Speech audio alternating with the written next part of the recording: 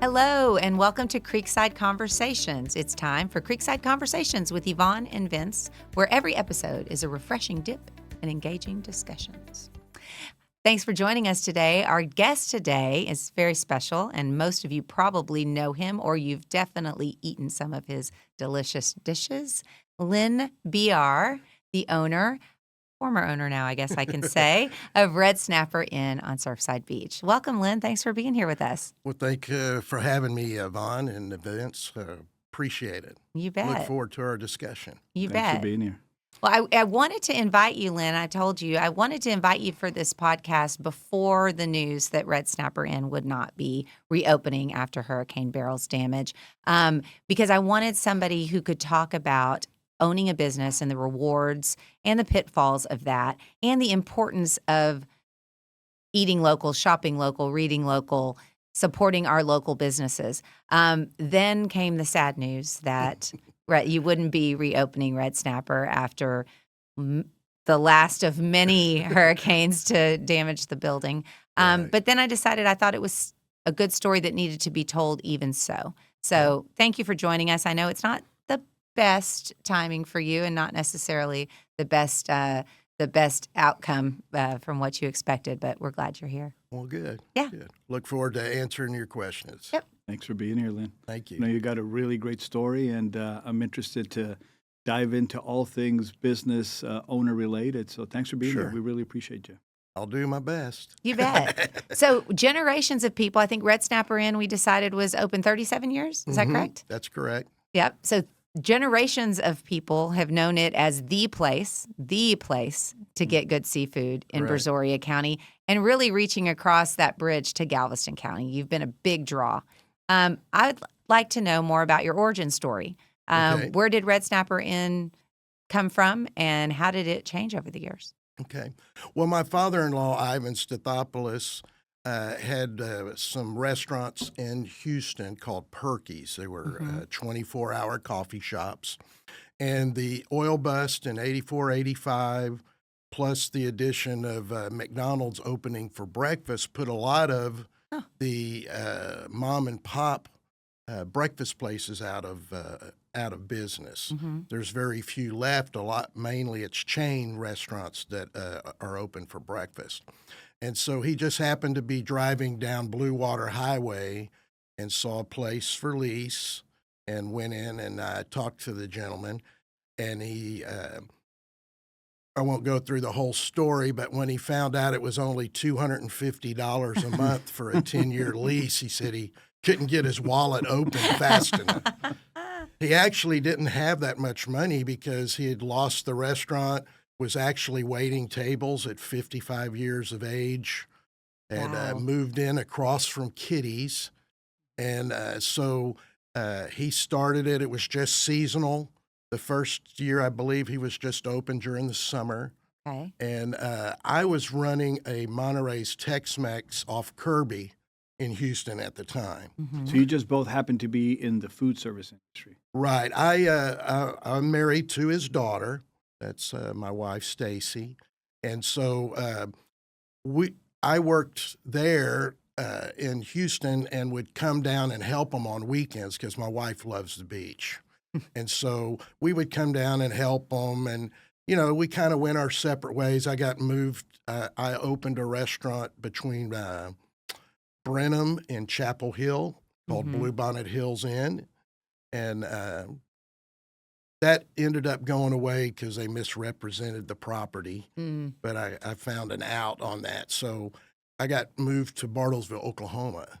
Well, meanwhile, he opened up the second year and then the third year, and he just kept expanding the hours and the days that he was open. But he would still take off the whole winter. So we came down on vacation in April of '91, and he said, "Hey, I'm getting busy," and we were looking for an excuse to get out of Bartlesville, Oklahoma. I had been sent there with Monterey's Tex-Mex. They rehired me. So we came down, and he goes, "Hey, if you come and help me, you know, we'll be partners down here." And so that's when we decided to open year-round. And so he would still go to Greece in the off season, and I would run it while he was gone. And when he came back, I would take vacation. And so that's how it kind of started.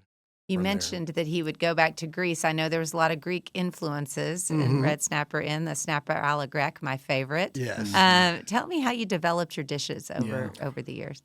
Well, Ivan, when he was at the coffee shop, was also open had to have lunch specials. So he had some items that he had made at his various Greek places: whole charbroiled baby red snapper, baked shrimp with feta and tomatoes. I liked that one. Spaghetti. Originally, when he opened, he tried to do breakfast in Surfside also. But the hours were so long, and mainly he was getting all the employees from the bars that were down there. So that dish originally was in an omelet, baked shrimp with tomatoes, and it was in an omelet. It's very good. It's actually my favorite way to have it. Really? Not sure if having this podcast right before lunch I know. is. I was thinking the same thing, especially because we can't actually go get those dishes now. I would be all. Never say never. Oh, Never say good. never. A preview. Never a say preview. never. That's awesome. But anyway, over the years, I would start bringing. I did Cajun food for years before I did Monterey's Tex-Mex. I was at Pearl's Oyster Bar in Austin, then also opened them in Dallas and Fort Worth for a man named Paul Cycle. And anyway, when we had come back, I started doing some Cajun dishes. But we would always have a fight over blackened seasoning. Greeks don't like cayenne pepper. And there's a lot of cayenne pepper in blackened seasoning. Sure, absolutely. Right. So I would make it, and I'd go on vacation, I'd come back, and it was in the trash. So I go, Ivan, everybody loves it. Right. And he'd go, Except him. It's just a fad. It's just a fad. So when I bought him out in 2007, we put it on full time, and it's probably one of the best items. We serve it about 5 different ways, and those are a majority of them. So we have Cajun and Greek.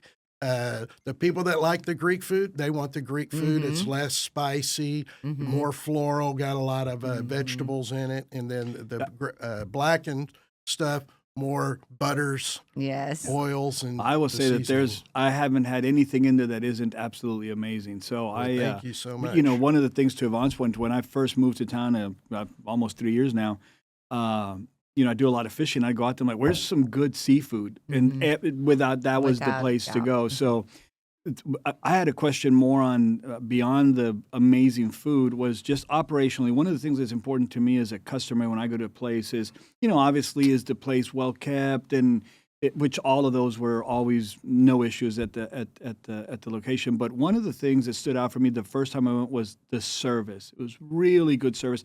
How did you enculturate that over the years?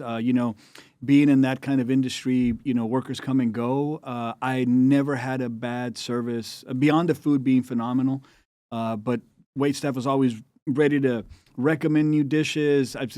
We talked a little bit about this before the show got started. The bar trash, which just amazing dish. And I said, well, what do you recommend? She says, try the bar trash. You can't go wrong with it. And ever since then, I've been hooked on it. So. How do you build that into the culture of the organization there? Okay.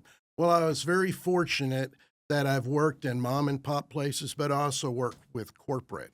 And so it was very important for me and all the places that we've had to, one, have a training manual, but to have training that gives the people the opportunity and the tools to be successful.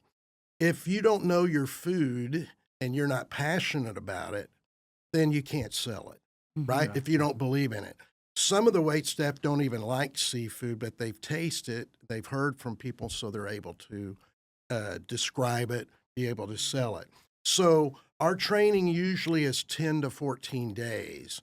In that, I do most of the training, about 70 to 80% of it, because I want them to know the importance from the owner that he places on that, right? And so we will go through techniques to be able to be successful at waiting tables, what you should be focused on each time you go to the table. And then we have days that we actually taste the menu, and then I'll describe how we make it. right? It's a very I'm the deliberate chef process. developing the menu, and then we'll go over it. When we add new items, normally we've tried them out. We have these dinners that we call Dinner with the Chef. It was a wine dinner, 4-glass wine tasting, 4-course meal, and those were very successful. I started them to give me a challenge. You know, you're in the restaurant business for a while, you start getting burned out. And then because of business, you're focused so much on the business aspect of the business that you forget about the passion you had to open a restaurant in the first place, right?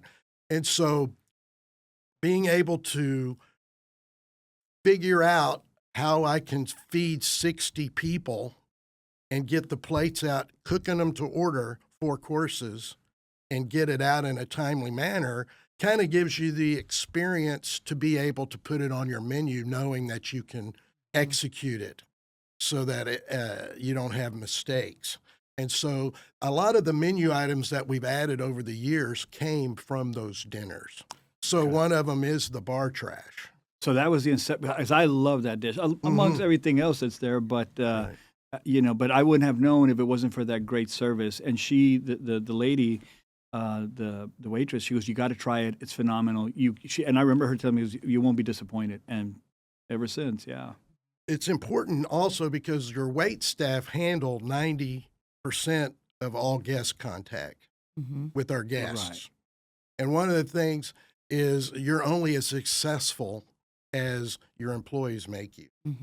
Right? So if they don't know the product, they can't describe it to you, especially true because we're in a tourist area. You're having people come from the Midwest, from the East Coast, the West Coast, and everybody's heard, I'm going to have stuffed flounder, but they don't know our stuffed flounder, right?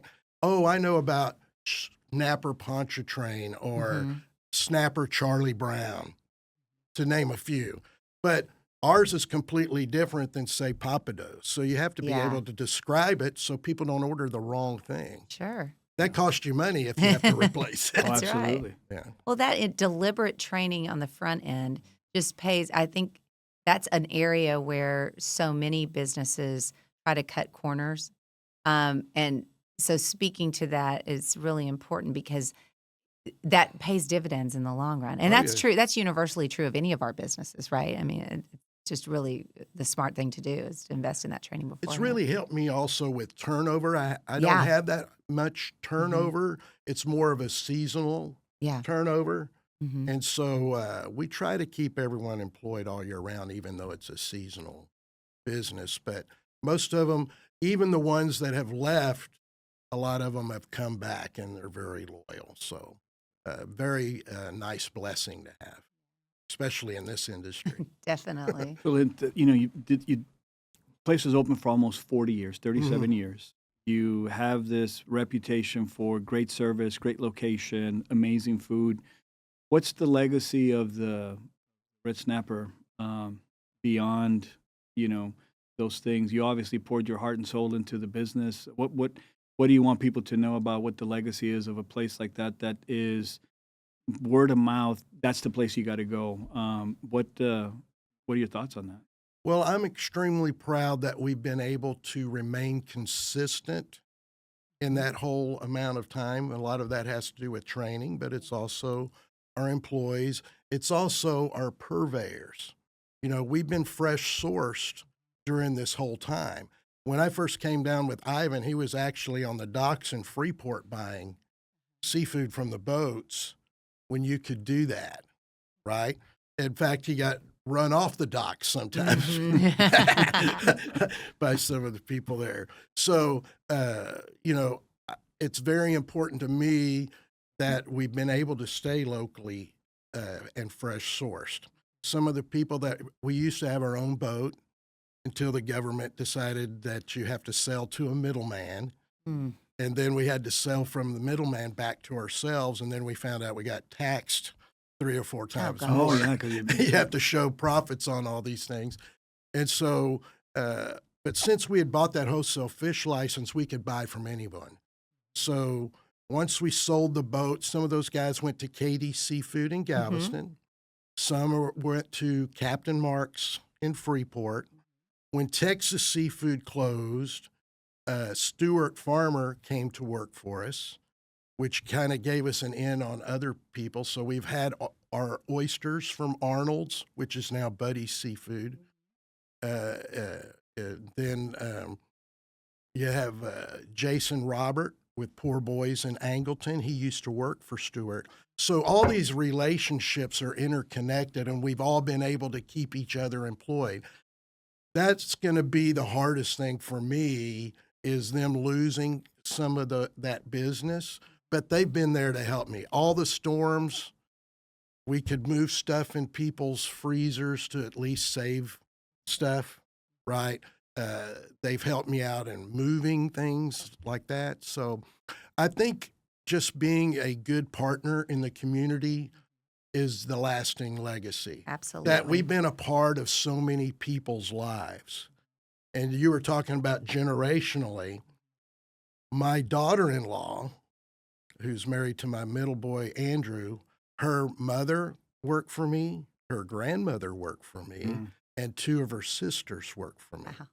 And we have other stories just the same, where people have worked for us, and when they got of that age, their parents encouraged them to come work for us. But we also have people that started off when they're a little kid, right? And we have never had chicken. We tried chicken a couple of times, never worked. And everybody wants to feed their children chicken, right? And so we I never have noticed stuck, that. That's a good point. We've stuck to our guns since the beginning about serving children a salad, the entree, just like the parents, and fries. We've stuck to that. And you'd be surprised how many people, that's their favorite. Like, we have people that come in, they want every birthday to eat fried shrimp at the Red Snapper. Had a young man growing up, started off with the spaghetti, this child spaghetti. Then his dad would give him a meatball. He went from one meatball, graduated to 2 meatballs, to a full order. Now when he comes in, he gets 2 orders of meatballs, 6 meatballs. That's it. But that's all he'll eat. But he loves it. So that's a generational thing. We've been a part of people's weddings. We've catered many events, the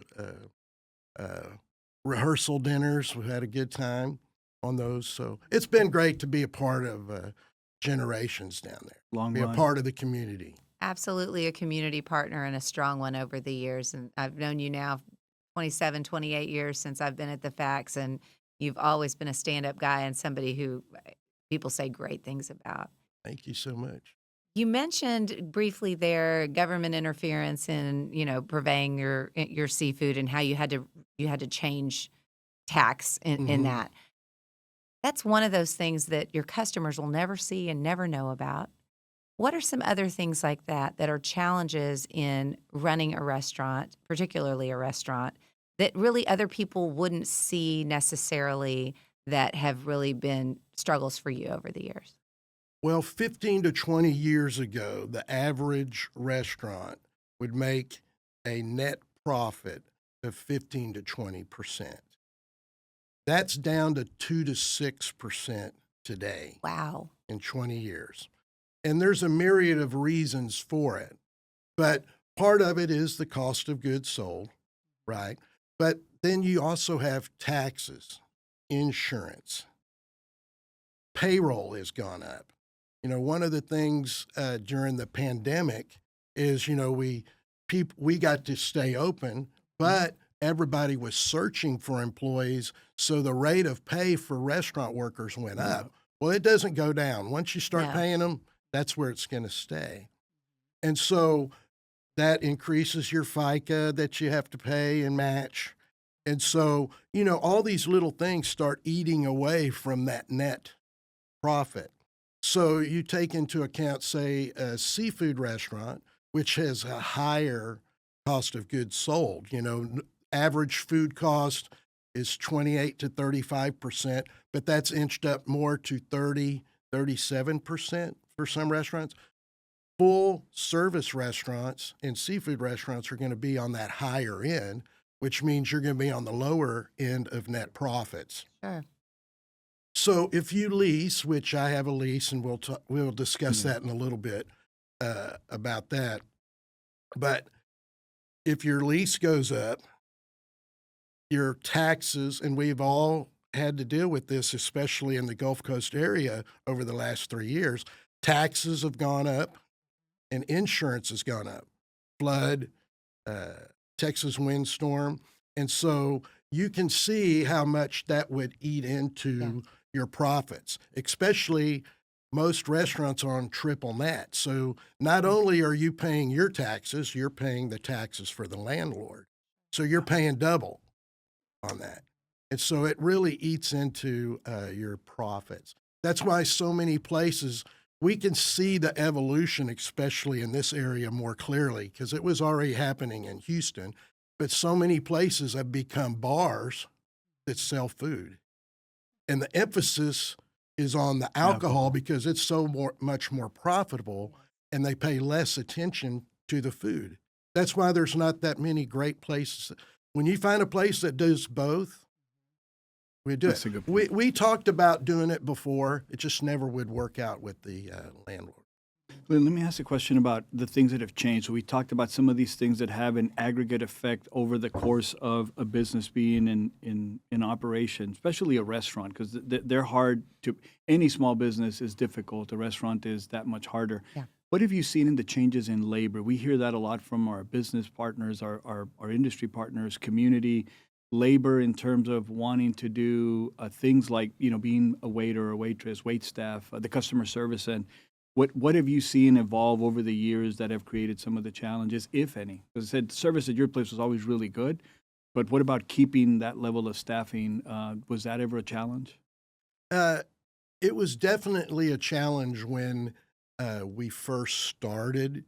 Being in Houston, Dallas, Austin, in those markets, you had a lot of people that applied for jobs, right? And so you could kind of pick and choose. And in this market, it was more about interviewing people, getting to know them, and seeing if they had the potential to be able to learn it. So we took a lot of chances on younger people that were in work programs. It really worked out with Freeport because they have to work, where the other Lake Jackson market is more of picking up a second job. Okay. And so if they had to work, they would start off as a host or a busboy or a dishwasher, and then they'd work their way up. So they could work their way up from a dishwasher and become a cook or a line cook, or as a host, you already know how to take care of the money, you know how to greet people, and so you're doing to-go orders, so you're learning the food. So when you turn 18, now you became a wait person. And so we kind of groomed them, I guess, would say. We're training them, but it was a long-term project. Some would come and work when they're in college on their summer break, so that helped you on the seasonality. Sure. But they would always come back each summer as they're going to college because they needed a job for the summer. And so we've had those challenges. I think also there's less emphasis that that's a job that you can make money at, right? And so I think in some aspects that we're not teaching kids that there's worth in all jobs. Right. Absolutely. And that, but on the other hand, they kind of teach me stuff too. I have this young man that worked for me, and I really like him. I still have him mowing my grass and stuff because I want to help him. But very hard worker when he's there. But he told me one time, he goes, well, I love my family. So if my family's going out of town, I'm going with my family. It's a job is important, but I need to spend time with my family. And and it kind of hit me that our generation is, you got to work, you got to have a job, you got to take care of your family, but you also got to take time for your family. And so that kind of hit me. And so I've learned from him in that aspect. That's I mean, that's you think about so much complaining about the younger generation and their work ethic, but when you frame it that way, that's really well. There's some challenges to be sure. Yeah. Phones. Distraction. I remember getting my first cell phone after Hurricane Ike. I had to have it because we had 4 foot of water. Everything was out, right? And so I got my first phone then. And so now it's just such a part of everyday's life. And, you're supposed to be in the service industry, but everyone's distracted. One of the reasons we never put in TVs is because it distracts everyone. Sure. Distracts the diners. I thought we're supposed to have a conversation when we go out to eat. Right. Ask my wife. A man will see the TV and he'll gravitate to it. Absolutely. You can't help it. So we purposefully never put TVs in there. But that phone is a distraction too, to the guest. One of the things they've done studies on is that the service time has expanded out. And people go, well, I remember I could go in and get my food and get in and out. But it's not only the wait staff that's distracted by their phone, it's the guest. Hold on. Yeah. They're over here on their phone. And as a wait person, you're trying to take care of them here, multiple people, and you have 2 of them talking on their phone. And then when they want to order, it's the wait person's fault because you're not there. Right. Right? And so cell phones are a big distraction. And I've seen that they're trying to get them out of some schools. Yeah. Oh, yeah. Because of that. I think that's a great idea. Yeah. So let's talk storms. Okay. Okay. You mentioned obviously Hurricane Beryl is the one that is the most recent. You just were talking about Hurricane Ike, and that's when you jumped to the cell phone revolution.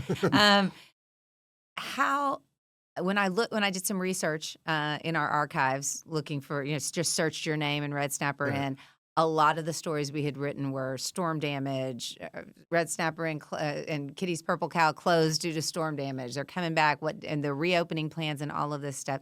Tell us about owning an establishment right there on the coast. What knocked you down, put you back? Which one was the hardest, and why Beryl was the one that you made the decision that it was time to close up? Well, when I bought my father-in-law out in 2007, he retained the property and the building, and I signed a lease with him. I bought the business, and with the understanding that I would buy the property when I paid off the first note. We signed a second lease, and after we signed the second lease, he got an offer from the gentleman that owns the motel on the beach, and now it's Seahorse, or was Pirates Alley, I think. And so for their retirement, they sold the property. And so without getting into family politics, it is what it is. And I already had a 5-year lease. So the bank, Texas Gulf Bank, Jimmy, we've been talking about, when that lease ran out, that we would try to find a place in Lake Jackson. Moved to Lake Jackson. So we've been looking at property for a while since that lease was out. But the situation just never would work out. You were talking about y'all trying to move into place with the newspaper earlier. And so, sometimes they just don't work out. Whether I'm paying a lease that's going to be cheaper and how much is it going to cost to move and stuff like that. And so it just wouldn't work out. There were some other things in there. They wanted to sell us the property, then they backed out. Let's just say that the reason Beryl we've chosen to get out is we're on a month-to-month. I can't afford to be closed 3 months at a time for the landlord to fight with the insurance company before they start. And so, it took 3.5 weeks before they cut the walls.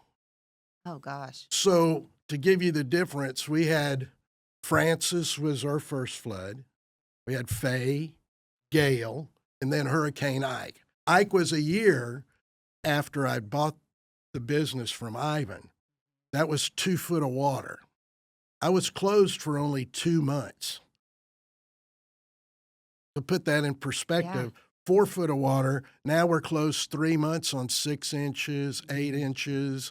And so usually it takes you about 3 years to recover from the amount of money you have to put in to get it back. And so in this case, we had just gotten debt-free, paid off all our debts that we incurred from the last one. All our insurances are due in August and September. And so from a business standpoint, It was like, let's not make the commitment to be here 3 more years, right? Let's start fresh, start new, take a deep breath, and then decide what to do. So does this mean that bar trash is in our future at some point? Or? Possibly. Right. Possibly. One of the things... This is what we would call breaking news. Right. Well, part of it is when you get to take a break, you kind of get to rediscover the passion you had. I kind of lost that during COVID because basically you're in survival mode, right? We had done dinners with the chef. In fact, one of our most successful dinners with the chef was scheduled in March, but they closed everything down. So we did it as a to-go in basically picnic style. So they got all 4 courses for 2 people and 4 bottles of wine. Oh, wow. Yeah, it was very successful. We were going, you ought to do that again. These dinners with the chef, I'll tell you, I didn't know they existed till I came down to interview for our magazine. Mm-hmm. And he was talking about these dinners with the chef, and I was like, tell me more. Tell me more. And he said, well, we announced them on our website, and within like an hour, they're all sold out. So unless you know that they're coming, you're not getting it. So the people who were on the inside and knew when this was going to be announced, they weren't missing this opportunity. You had to get on the email list. Exactly. Or now on a text list. So yes. we can be there We need to be on the list because right. I will be in attendance if we do this again. If we tried to make it even for everybody, so we gave them a time to call in. And it said, okay, call in here, no early phone calls. And the phone would ring off the hook, and we would sell out 60 within 30 to 45 minutes. Yeah. Finally, I'd go, get my personal number so you don't tie up the business phone, because the phone was ringing off. What does that say about the demand? Before I forget, though, I did want to thank, we were talking about the Facts doing a lot of articles, and we really appreciate all those articles because it really helped out. When Bill... during Hurricane Ike, he Bill came Cornwell, down. My predecessor as publisher. Right. Bill Cornell. He had come in, and we were sitting in the restaurant at a table, no air conditioner or anything. He was saying, well, they're talking about not rebuilding this road to Galveston because it had been washed out in several places. He goes, what do you think about that? And I go, well, I would really hate that. And he goes, why? And I go, well, because in the summer, we get a good third of our business from the West End because it's just as far, but it's a prettier drive to come to us. Beautiful drive. Mm-hmm. If you've ever fished at San Luis Pass, that's just such a peaceful little drive and stuff like that. And so, he printed that in there. And, eventually the state decided to up that road a little bit because I think it was just a little county road at the time, so they rebuilt it. But that was such a great help, and we get a lot of business.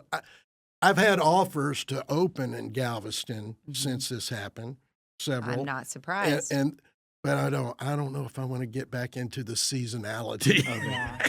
Lin, let me ask you a question. You've shared with us just in the time we've been having this discussion, lots of really significant nuggets about being a business owner and some of the things that, to Yvonne's point, we don't think about as the customer.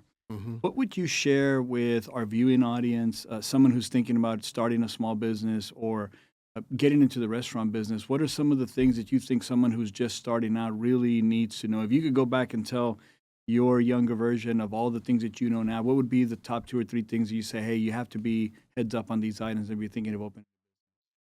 Well, I think you really do need to have some business acumen. I think you have to have some business courses to at least know how to read profit and loss statements, to know where you need to make adjustments. You know, this past few years, inflation rose so high, it's kind of hard to catch up. In other words, we had 4.9% in 2021, so you readjust your menu, and then we had 8% in 2022, and it's cumulative. It's 20%. I mean, we have to get 33% times cost of goods sold to pay for it. So unless you know how to do those percentages, it would be hard. You could go out of business very quickly because you could be busy as heck, but if you're not paying for what you have to pay for, you're going to go out of business. So I think having some business background or taking those courses, knowing some accounting principles and stuff, I see a lot of people that they really can't even make change. You know, if you can't make change, it's really hard to see where the pennies and dimes come from. The other thing is, one of the first guys I ever worked for, very good businessman, he would tell us, watch the trash can. And you're going, why would I watch the trash can? And this is specifically for the restaurant business. And it's because you can see what people are not eating. You can see if you're over portioning. You can see if something's bad that you're unaware of because people aren't going to eat it. So say maybe you had peas with dill and they started to turn sour. And although you're doing taste checks, you're not there. But if a lot of peas are going in the trash can, you know to go check it. Say stuffed flounder, they are only eating half. You see 2 stuffed flounders and they're in the trash can. Why are they not eating? Is it crab meat dressing turned, or is the fish not good? So just knowing stuff like that, you have to have your passion. If you don't have a passion for it, you're not going to be successful. If you're just going through the motions. And, you know, for me, the last couple of years, you know, one of the things with COVID is we didn't start relating with each other very well, right? And people were on edge, and we're essential service, and you're just doing what you can to stay open because you have not just yourself, but you have 15 to 20 other people who have families that are depending on you. And for me, that's the hardest part about closing because sometimes I feel like I let them down. But, you know, in the end, you just have to do what's best for business. I opened for 7 storms, kept everybody employed during all those storms. And unfortunately, this time I'm not really able to do it. Well, and the best business decision is often the hardest decision to make. Yeah, and as business people, we can say we know this is the right move, but that doesn't make it any less painful. So I admire what you've brought to the table over the years, your obvious intelligence when it comes to this industry, and absolutely honor your decision. And sounds like it was the absolute right thing to do. Well, that doesn't you. mean we don't hope for snapper a la grecque or baked shrimp on pasta again. Or my personal favorite bar trash. Or his bar trash. I want to rediscover my love of fishing too. You know, when you fillet hundreds of pounds of fish every week, it's like the last thing I want to do on my day off is go fishing.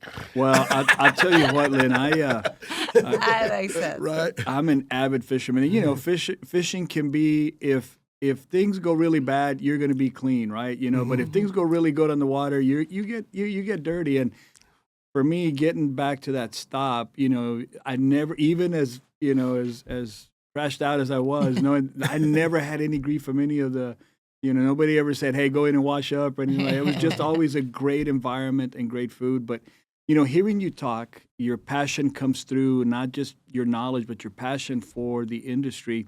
You know, we're running a leadership class over the course of a year, and it's going to be all about things that business leaders like yourself can share with the participants. We've got about 30 of them And hearing you talk, Lynn, I'm gonna have to make some adjustments to that schedule to see if I can get you on there somewhere, because I think that the value of hearing someone who has been doing this for 30, almost 40 years is, I mean, if you could bottle At that this and sell it, location. yeah, at this location, Yeah, if we could, before that. yeah, if we can bottle that wisdom and sell it, we'd be in a different kind of business. But I appreciate your perspectives and sharing your insights with. Really important to hear local business leaders. And I think to your point earlier, Yvonne, just keeping things local. That's one of the things that you have to be. We all have to be as community members conscious. So that's the first thing, whether we're buying a vehicle or shopping at a restaurant. And it's easy. You can get on Amazon, and we're all guilty of it. But if we can support small business, read local, shop local, spend local, it makes a better community for all of us. Because those are the businesses that really add to the fabric of our community, the give back businesses that you can count on in a tough time. And, Lynn, you've been there with us in celebration and in troubles. That's right. And those, pouring back into those types of businesses, that's what it's all about. And I'm really glad that you were willing to talk to us. I remember you were talking about kitties. I remember sitting in her shell of a building, sitting on a stump inside, and she said, "I'm going to be done," right? But she went back home, and it snowed several days in a row, and then she got stuck in the house, and then she goes, I rediscovered my passion. So when she came back, we actually had a beer on that same Kitty was a character. Oh my goodness. You were not blessed to know Kitty, were you? No. There was a restaurant on Surfside Beach called Kitty's Purple Cow. And it was a big, I loved getting to know Kitty. It was your standard restaurant building on the water. But she bought this building and she decided to paint it purple because purple was her favorite color, and it stuck out. And one of her kids or grandkids said, "Gosh, that stands out like a cow." And that's where it got its name, Kitty's Purple Cow. Best burgers, good stuff. The lady that sold her that building actually went and modified the building that we're in today. It used to be a garage. Mm-hmm. In fact, the chains for all the shop lights are in the attic above it. And they opened a restaurant there. I think it was Evelyn's. Mm-hmm. And the dummy out front looked like Ivan, but it also looked like her husband. Oh, really? That's funny. I've walked past that countless times. Oh, yeah. Dimitri. We called him Dimitri. It's Greek for John. So yeah, it is. Let me ask you this. Thinking back about your storied career in one location, what's changed in your own personal leadership style and your approach to working with people, your approach to the business? What has evolved? Well, I think as a young man, I was very gung-ho about my way or the highway. They used to joke at one of the first places that I was a manager at, kitchen manager at Pearl's Oyster Bar, I believe. They go, he goes, "If you're going to work for Lynn, he has a revolving back door. You either did it or get out of here. My way or the highway." And I think that was because I was raised by a Marine. You have to have a quarter bounce off the sheets, the sheets in the morning. But, that's evolved. One of the things, and this is part of our training too, right at the beginning, one of the opening, is that we set our standards high and we want to be 100%. But we recognize that no one is 100%. We all make mistakes. Sure. And I think that comes from my Christian upbringing. We make mistakes. Mm-hmm. And the difference is it a willful mistake? Are you willfully disobeying? Or is it just a mistake? And being able to individually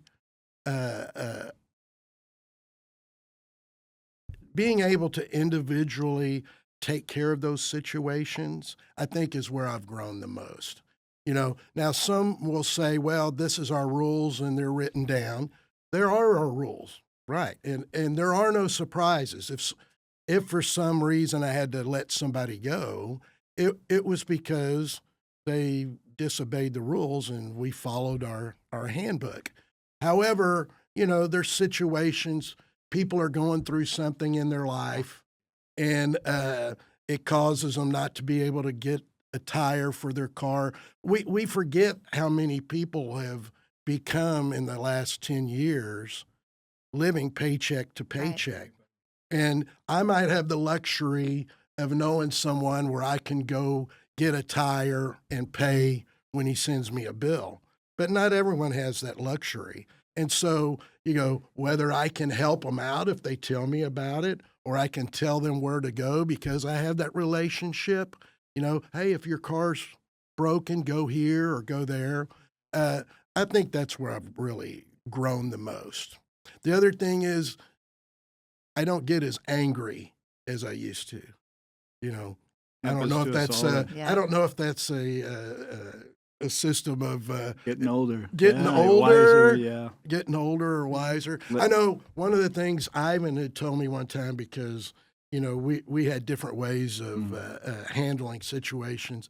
He goes, I wouldn't say anything about it tonight. Go home, sleep on it, and then decide whether it's that important.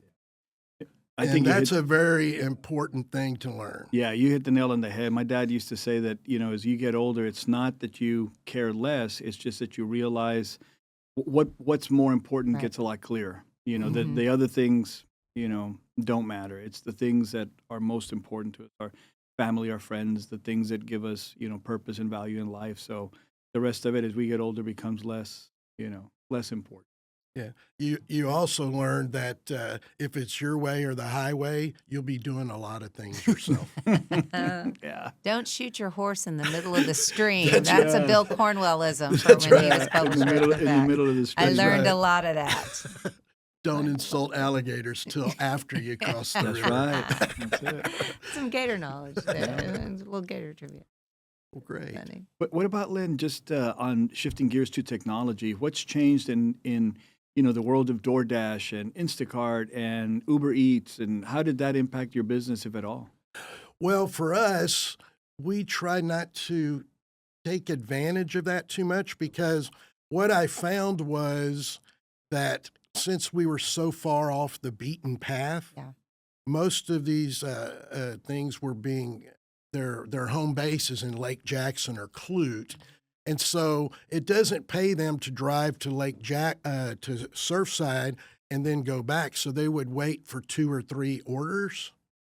And so it became apparent that but they don't call DoorDash to complain that their food is cold. They're calling me. Yes. And so when people would approach me about it, we wouldn't do it. If I was in town, it would probably be really worth it. But the problem is that's another one of those costs that are added.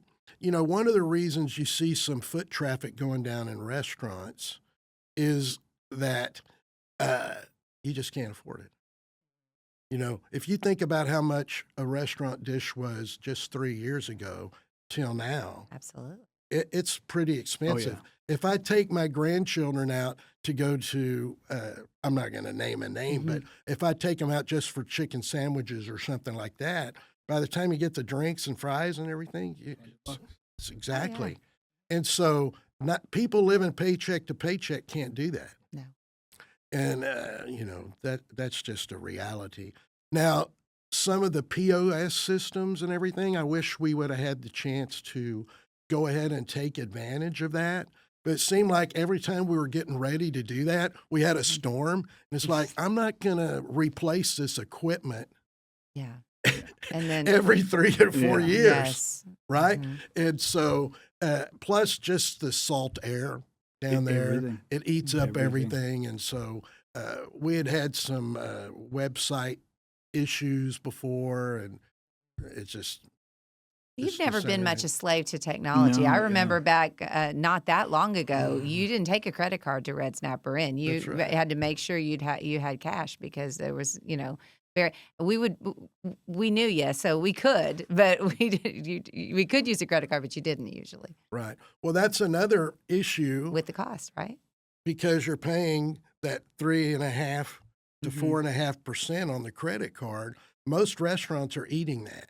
Now, you've seen smaller places are trying to take advantage of if you use a credit card, but there's still some issues with that, whether it's legal and how you do it. And each state is different. So depending on your credit card processor, they may promise you certain things, but it doesn't really relate to Texas. And so, you know, we looked at it several times, but just my credit card fees were $75,000 a year. Ours are very high too. You know, and you're right. The legality is that you can't charge a credit card fee. You can charge a fee that you call something else, but you know, you're walking that line. Exactly. And so, how do you recoup that? When we talk about going from 15 to 20% net profit, I'm just paying other people that money. Yeah. And how do you recoup it? Well, you go, I'm going to raise my prices. Well, you raise your prices, but your credit card fees go up. Yeah. So how do you recoup it? And there's a threshold at which, I mean, there is a threshold at which you do start seeing decreased foot traffic because of, you know, there is a limit to what people will pay. Exactly. Even for really great food. Lynn, over 40 years almost of doing this at one location, you've had lots of ups, downs. You've managed, to your point, be consistent. What's one thing or maybe two things that you can say, I, as the business owner and the person that worked there, poured their, you know, blood, sweat, and tears into the place, what's one thing that you're really proud of? Well, one of the things is when we did the Facebook post that we were closed, we got a lot of comments. It was very, very humbling reading all these things, you know. And my wife, she started to tear up when she's reading some of those things. I told her, you know, what a blessing it is to hear this from people in the community, because normally you're 6 feet under when you get to hear these things. One of the more proudest moments in those is the ones from people that came to work for me, and it was their first job, and they relate how they learned how to work, how to be successful, that hard work is rewarded, and that wherever they've gone, they've been successful, and maybe that one of the top employees wherever they went because I taught them how to work. And to me, that's a proud thing for me because that's what I want to do. I want to teach them that. And it's something that they may not realize till much later on. They're like, you know what, I learned so much from being there. And we all do. We go through. We've all had great mentors in our paths, but you learn back. You think back and learn about the things that you went through, and you'd say, yeah, you know what, I learned a lot from that individual, just how to do things, how to work, my work ethic. So much of that happens with the people we deal with day to day. I'm always thankful also for my father, who he's of that generation. He's kind of in between World War II and Vietnam, but he knew how to do everything. And he taught that to me, which is important in a restaurant because there's so many things that break down. And you could be closed if they're broke down, but if you know how to fix it or who specifically to call and tell them how it is, they might tell you how to fix it. And so my dad was always big about that, and he taught the grandchildren that. And so that's what I want to teach my grandchildren. We were talking about fishing. I have gotten back into fishing, but only with my grandchildren. So we have fun with that. So if they don't kill all the bait first. Right. And then they're like, Grandpa, what are we going to cook, right? So, yeah. Don't fondle the shrimp. Yeah. We can eat those later That's too if we don't catch anything. It'll be lunch. That's too funny. I've really enjoyed our visit, Lynn. Oh, well, great. Yeah, Thank you. I've enjoyed it also. I have. Do you have anything that you want to share with us that we haven't covered? Any closing thoughts? Well, like I said, never say never because you don't know what opportunities are out there. Keep your passion. And when you lose it, sometimes you just got to go rediscover what that passion is. You know, my wife says, we know you're passionate about food because even on my days off, that's what I do. In fact, I've packed on a few pounds since I've been closed because I'm doing all the cooking at home. So, you know, I miss going to the store because we would go to the store every day. There's certain things that you buy that you can only get at the grocery store, green onions, things of that sort that go bad. But just visiting there every day, going to the store, it was kind of like the old days, right? You had to go to the store. You didn't have refrigeration. So I miss that. In fact, yesterday I had some people go, "Where have you been? I'm so sad," and I went into the post office and ended up being there almost 45 minutes from the people that saw me, and we talked and everything. So, what a legacy. Yeah. Well, I appreciate it. I never really I've really never even thought of it in those terms, really, until this. And it, like I said, it's very humbling because it never even crossed my mind. Storms, you got to put on the blinders and you just have to move forward. Yeah. But isn't that a metaphor for life, really? You could sit there and continue to think about the past, but you're not moving forward. You got to go onward toward the goal, whether it's a new phase in life or a new restaurant, maybe an opportunity to trim things, right? Maybe it's a cookbook. I don't know.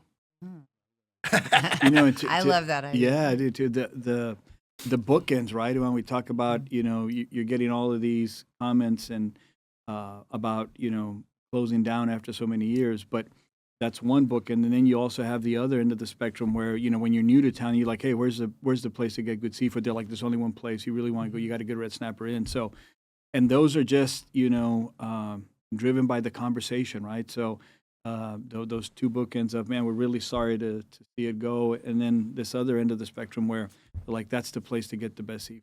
So, yeah, it says a lot about you. It says a lot about your team and the Red Snapper Inn. Well, thank you very much. What a treasure we've had in you and your restaurant and your dishes over the years. Thank you. We appreciate it so much. Thank you. Thank you. Give me a call on that. Oh yeah, absolutely. Yeah, we're gonna talk after this. Yeah, absolutely. Okay. I like the way your mind is. Yeah, absolutely. Well, for our viewing audience, thank you so much for joining us, Yvonne. Thank you for always being an amazing co-host to the show, and Lynn. Thank you for when we have guests like you on, it recharges us, it reinvigorates us. We're ready for the next one. So thank you for being here and sharing your story. Thank you and your very wisdom. much. Thanks for joining us on Creekside Conversations. Until next time, keep the conversation flowing.